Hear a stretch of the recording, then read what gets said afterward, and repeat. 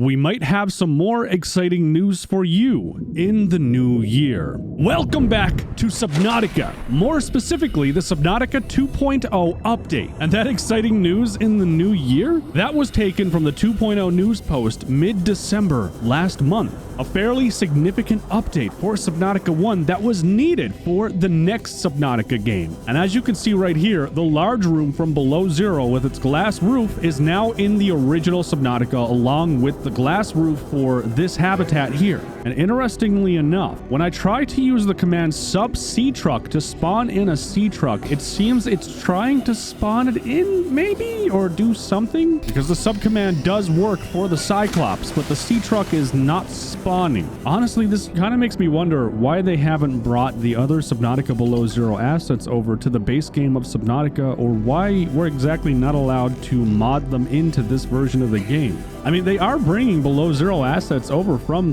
Below Zero, so I mean, why can't we bring the rest of it over? Could be kind of cool.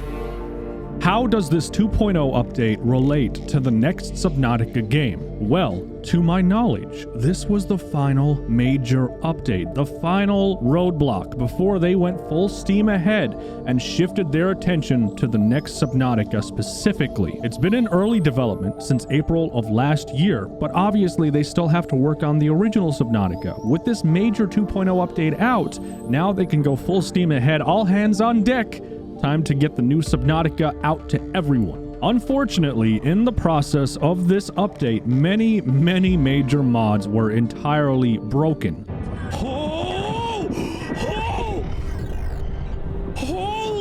I don't have access to the Gargantuan Leviathan anymore. I can't access the Atlas or the Bloop or the Blaza or any of these major mods. So I'm sure mod developers as of right now have their hands full. Now, there is a silver lining to this. I just found the most addictive game ever where you create and customize massive mechs and take them to battle. It's called Mech Arena. Install it to your mobile device or PC using the link in the description or the QR code right here, and you'll get a free starter pack worth $30. Join me in-game. Thank you to Mech Arena for sponsoring this video. And mods still work, as you can see by the Sea Glide I'm using right now, which is actually a modded vehicle. It's the MK3 version that gives you 40% more speed. There is a way to mod. It's just you have to download a new mod manager, and then once you use that, you're actually able to browse your mods in-game. So honestly, this is really cool, and I prefer this to the way modding was before with Nexus. There is now a website called Subnautica, and there's a plugin you can get as well that you can install into your game, and you can browse through mods in real time and install them with ease. You basically click on them, it'll take you to the website, you download it, you put it into a folder, and then it will automatically install it once you press install right here. Not report an issue. Hopefully you have no issues. But that is the silver lining. It is kind of cool. Unfortunately, there is not really much available on the website as of right now because, again, most major mods are broken. Our gargantuan friend is very confuzzled right now, unfortunately, along with everything else. I can't spawn in the Atlas. I can't use the Bloop. I can't use anything unless it uses this BEP whatever thing in EXE thing. Yeah, that. So, with the 2.0 update out now, I can only assume it's full speed ahead with the next Subnautica game, which is going to utilize the next generation of tech from Unreal Engine 5, shifting away from Unity. It offers substantially more than the current game's platform as well, and even more great news for modders. Though I don't know if it's great news for modders because it means they're going to have to learn how to use UE5 and its dev kit opposed to what they're currently using. But just how will Subnautica look on Unreal Engine 5? What's planned? Well, we already have an understanding of one vision from David Colina, the project lead at Unknown Worlds, who we believe is working on the new Subnautica game. David specifically said during an interview he dreams of visiting new worlds, exploring intricate alien ecosystems and lost civilizations, and going as far to say, quote, "I don't think I'll ever get tired of the fantasy of making contact with intelligent life. I also dream of going on adventures with friends, getting lost together." I'll talk more on that later, but we also know with his closing sentence of getting lost with friends, the next Subnautica game is set to be multiplayer. It's also been confirmed that the next Subnautica will have water. Thanks, Abraxas. Because you can't have a Subnautica game without water. Without water, there is no thalassophobia, and we all are real junkies for that fear of the unknown. I did poke Abraxas for some additional information, and the best I was able to squeeze out of the guy was that the next Subnautica game is being worked on, the team size is growing, and they are figuring out how they will talk to you about it officially. Hence why there is more exciting news in the new year. But just how would Subnautica look on Unreal Engine 5? It's got a vastly superior system for aesthetic compared to any other engine currently out there. Well, I've found a lot to do with Subnautica and Unreal Engine 5. As a matter of fact, you've already seen some crudely set up scenes of how the next Subnautica could look in the future with vastly superior graphical quality alone. There's also been a lot of inspiration from the community, as we're now seeing actual industry professionals creating their own take on Subnautica in UE5, and they are mind-blowing. Take these for example. They were created by Junk Harmony on ArtStation. They're a junior environmental artist who wanted to recreate concepts for Subnautica in the next generation game engine. The buildings look more Subnautica-like than they ever have before. We have the opportunity to see ray trace shadows and lighting. The potential for way better looking water is now here. Everything about this just screams yes, and I am so happy they've decided to move forward with UE5. Let me know what you think down below in the comment section, and if you feel this is a graphical upgrade and improvement, or if you like the current style of Subnautica and the way it is. Personally, for me, this, I think, is gonna be incredible, because if you have a junior environmental artist or someone haphazardly putting together a scene in UE5 with the models from Subnautica, using Unity assets that were never meant or designed with UE5 in mind, let alone UE5 didn't even exist when they were created as assets, I think we're gonna be in for an incredible surprise once Unknown Worlds gets in there and starts putting together all the systems and functionality and creating all of the stuff in the new game engine. These are some of the most seasoned industry professionals in the world, so you know it's going to be beyond anything we're currently expecting. I would hope people from all over are inspired by Unknown Worlds and this game, creating their own small projects and visions of the next big release. I have a leading theory in my mind that makes sense because it picks up the pieces left behind by the community when they compare Subnautica 1 to Below Zero, while inherently keeping the integrity of why Subnautica is Subnautica. We'll touch base on that soon, but various clues are being dropped. With UE5, the potential for lighting, specifically bioluminescent lighting, is astronomical. We all know how much Unknown Worlds enjoys putting glowing things directly in front of our faces to overshadow lurking danger just beyond the glow. New biomes would see levels of detail the old game engine could barely scratch. We would see a world larger than anything we've experienced this far as well, potentially. For example, with the new Unreal Engine tech, worlds vastly larger than the previous generation are now possible. For example, a game called Day of Dragons is creating a mega map. And this is thanks to world partitioning. A world 32 kilometers by 40 kilometers is now possible because of UE5, which is massive. The current Subnautica map, I think, is 3.5 kilometers by 3.5 kilometers. The whole map is around 4 by 4, I believe.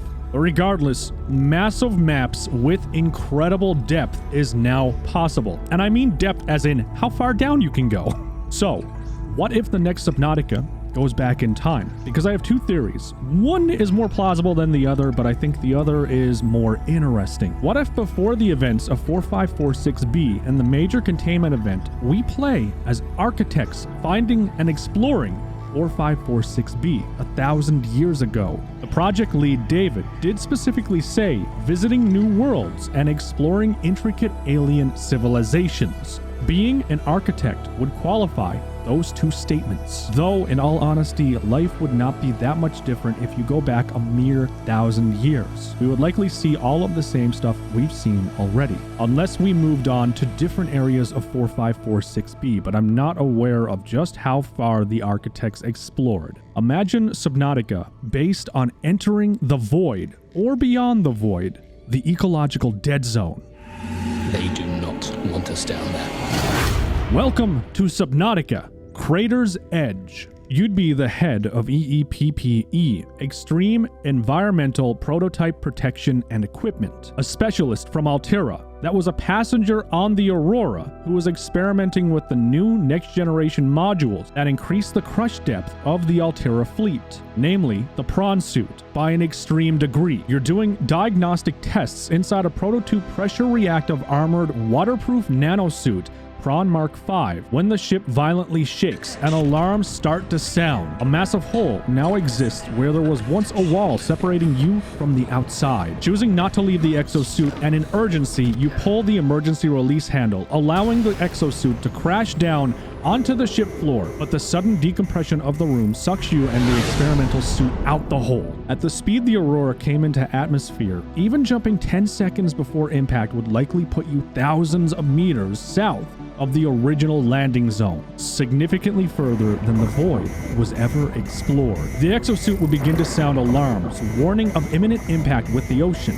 Hitting the ocean at that speed would be similar to landing on concrete, but lucky for us, we landed feet first. The initial impact would have knocked you unconscious, but you soon awake to high-pressure alarms blaring in your ear, and you see you're sinking. 2,000 meters, 3,000 meters. It seems endless, and then the depth module splinters just after reaching the floor. You are at the maximum capacity of this prototype suit, but you have to push it further. It is stated the void, or dead zone, was home to microorganisms and leviathans, though it does not explicitly state ghost leviathan. Nobody has explored this deep. The creatures we would face could take on anglerfish characteristics or even something more sinister. Maybe there's forgotten architect deep dive tech. The architects were looking for a cure. Who's to say they didn't send out their own autonomous drones or submarines equipped to handle what might have been lurking at the deepest reaches of the ocean, just out there searching for a cure?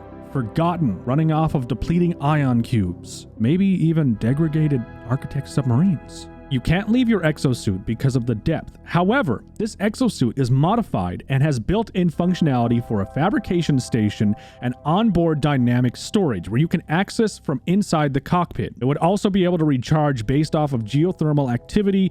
It would unfortunately mean you have no choice but to venture deeper into the dead zone in search of lava to keep your suit operational, but you would also have the opportunity to find new resources and construct a base with a prawn suit dock. Then you can repair your suit and eventually get to a safe depth where you can exit your suit and swim, maybe exploring brand new biomes or floating islands. And at these depths, it would make entire sense for more crustacean-based leviathan species, which I feel could be far more terrifying than any of the others we've seen. And we have seen a lot of concept art for crustacean-based life forms. You would have to swim closer to the surface of the water to find small fish that you can catch for food. Possibly even a cave system far under the crater's lava zone that had been entirely unexplored for thousands of years. With the use of UE5, the map size should not be an issue, providing the potential for many places to explore, maybe even finding signs of life far older than the architects, with more mystery and no answer. You've probably already noticed, but by now, we've already seen a bunch of Subnautica in UE5. I took some time and started learning a little about UE5, barring some issues because of my inexperience. We are closer than ever to having an idea of what Subnautica 3 could look like aesthetically. If I can create those scenes with very little game development knowledge, I can't wait to see what Unknown Worlds manages to do. Take this example footage of UE5 water and just underwater effects in general. You can see the shimmer of the light coming down and cascading through the top of the water. We see droplets of water, we see particles. I mean, right now, we're just in murky pond water, but we do switch over to a canoe, and we're actually going through a set of water here now with different wildlife, and just UE5 for Subnautica could be astronomically good. It could be the best thing we could have ever wanted when it comes to Subnautica and the aesthetic of the game. I know for a fact, regardless of anything else we have seen in this video, when we see what Unknown Worlds is working on and what they've decided to do with the new game engine, I think we're all going to be more than happy with that decision. Granted, we get a story we want to have. There is another concept that I thought was really, really good for the next Subnautica game, and it's Subnautica Void Calls. As you've guessed, this one also focuses on the void. In this concept of Subnautica 3, the gameplay is pretty well the same as what we know right now with the other Subnautica games. We'll be able to make bases, we can explore the world, maybe visit some old biomes, and even discover some new biomes from the original Subnautica. However, the main idea for the third game is to explore the void, the dead zone, the end of everything. We would be using the newly created Atlas submarine as a mobile base, and we would be going to the deepest areas of this whole ocean. As you play through, you'll be able to loot different areas and maybe even find previously sunken spaceships that we just did not know about prior to the Aurora or the Degassi. Maybe, again, we would run into some Architect submarines or even older Architect bases, maybe even Architect autonomous drones that mimicked the wildlife and just the world around. Even abandoned alien bases to farm for more stuff. Though the focus would center around the Atlas submarine, which you would then use those mods to upgrade your submarine. It would be a very extensive modification set out for the Atlas. Along with this, there would be a new game mechanic. There would be a device located in the Atlas, and it is called the wave detector. You would be looking for any radio signals or sounds nearby. Given the void is such a massive area of nothingness and blindness, you need this detector to find sunken ships and abandoned alien bases. And in some cases, you would actually have to overlap your signal with an unknown signal to pinpoint exactly where something is and decode it. However, you would have to be careful because some signals are coming from deadly leviathans. Sometimes the signals you're following can be deadly deep-sea leviathans, maybe even running into some old ghost leviathans, or even a new deep-sea version of the Reaper. And if you encounter one of them, just do like you do in the main game. Turn around using the newly improved silent mode, and make sure you make huge distance between you and these monsters. If it's too late and you're too close to the leviathans, turn your submarine off and stay still, and don't make any noise until they're gone. Don't even walk around your submarine. On top of that, one of the new leviathans would be a living gargantuan leviathan, which would be found between 6,000 meters and 3,000 meters deep. It would be extremely dangerous and you should avoid it at all costs. There would also be a brand new biome at a depth of 2,000 meters, and it'd be the volcanic wasteland. You'd find a lot of useful materials down there, maybe some different creatures that you just had not experienced before, maybe some from below zero on a bigger scale, but above all, the silence is what could kill you. The silence is an aggressive life form belonging to the fauna category. Its only known habitat is the void. The creature can detect the surrounding underwater ambience and use the bioluminescent organs it possesses in its neck to produce a sound wave with the same amplitude and frequency to cancel out all ambient noise in the vicinity, resulting in complete silence when you're near it. This creature has no optical systems, meaning the creature uses this silencing ability to see and pinpoint its prey, since once the ambient noise is gone, the only sound produced will be by the prey. And once you're too close, it'll use specialized exterior muscles to move a protruding bone, which is used to pierce the prey and swing it directly into the creature's mouth. Chances of staying undetected once inside this creature's territory is 0%. And that is Subnautica Void Calls. A concept that I fell in love with. UE5 could be the catalyst to make the most aesthetically pleasing Subnautica we have ever seen to date. But it's up to the developers to understand what made Subnautica Subnautica to the fans. The hopelessness of being all alone on a dangerous alien world, even in a multiplayer setting, being alone with friends to explore the horrors of the unexplored underwater world, or even separate to go do your own tasks. I feel the first Subnautica did this very, very well in a single-player setting. Below Zero was more story-driven, but you were never really alone, or at least felt alone. We met different characters, and with an alien in our head the whole time, we didn't really get the chance to experience what "you're all alone" felt like. Massive terror-inspiring leviathans are also part of this world. Leviathans you can't see coming until they're on top of you, even like the ghost leviathan in the void. I do hope that whatever we see in the future is inspired by the first Subnautica, and we move in a direction that focuses on survival, terror, and hope. Let me know your thoughts in the comment section about what you've seen in UE5 and the conceptual ideas for the next game and the themes of those games. The majority of what you've seen in UE5, to be clear, is what I've actually created in UE5, taking a week to learn the program and just import models in and just create a scene to at least give us an idea of what Subnautica would look like in the new engine. Hopefully you enjoyed that. That was a lot of work, but it's the closest we have right now to the next Subnautica and its concept. All right, that's it. Leave a like if you did enjoy the video, and I will see you in the next one.